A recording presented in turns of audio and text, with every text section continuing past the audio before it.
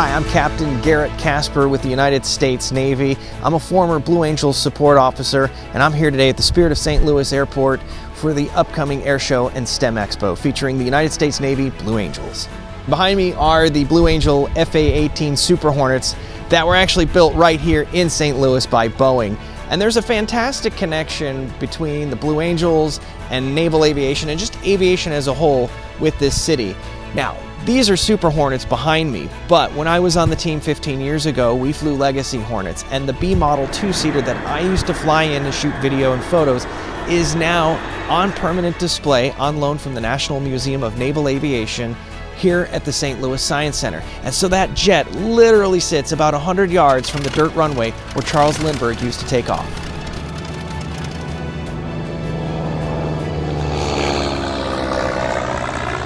One of the most interesting things about being in the Blue Angel Ready Room is the fact that we end every debrief with the phrase, "Glad to be here, boss." That's a custom that dates back to the original team in 1946. Those pilots were handpicked by Butch Voris to fly on the team because when you're hand-selected for that team, you really were glad to be there. You could be anywhere in the world serving, but we were picked to be Blue Angels. And we show that gratitude by saying, "Glad to be here, boss." And what I would like to say to Charles Lindbergh if he were standing here right now is, "Glad to be here, Charles. Thank you." Because without his risk, without his initiative, without his foresight, and all the things he accomplished, what you see behind me would probably never exist. A lot of times I get the question of what it's like to fly in an F-18 Super Hornet like this with the Blue Angels. And the best analogy I can give you based on my experience shooting video, it's like being in a wrestling match and taking a physics final exam all in the same hour. It's mentally grueling, it's physically grueling, and that's even with the best technology that we have in these modern aircraft. So you can only imagine what it was like for Charles Lindbergh so many years ago with very rudimentary aircraft conditions. The people who fly these aircraft, the men and women, whether you're Army, Navy, Air Force, Marine, if you're flying any kind of aircraft, you are a national treasure. You're highly trained, highly skilled, very smart people.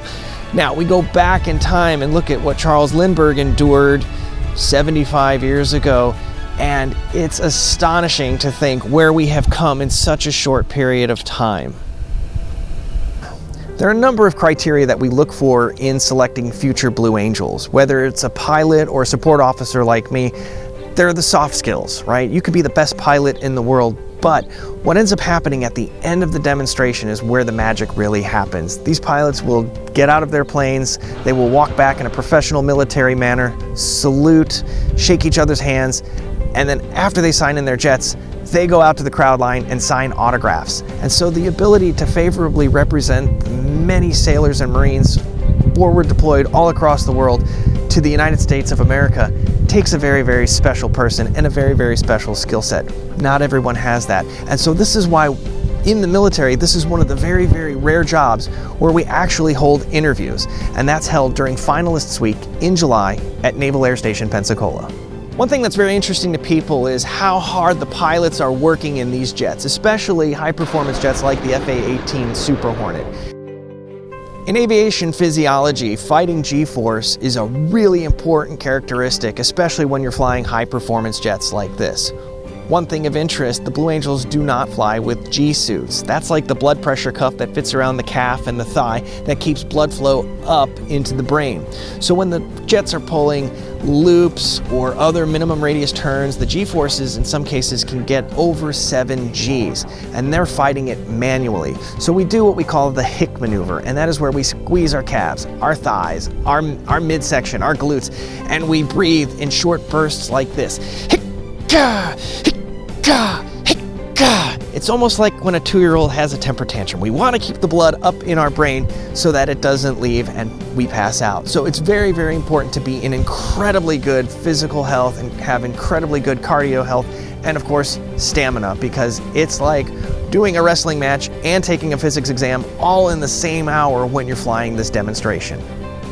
One thing we hear a lot of in the Navy is the term shipmate, or you might hear teammate or squadron mate, but really that's just another word for family. And whether you're serving in the United States military, any branch, any ship, any squadron, It all comes down to that one unit, and that is your family. So whether you're in the Navy family or the Air Force family or the Army family, the Coast Guard family, the Air Force family, it's all part of family. You might be in the aviation family, you might be in the Blue Angel family, but it's all family. And so one thing I encourage people to do is to come out to this air show, bring your families, so you get a chance to see what our family does.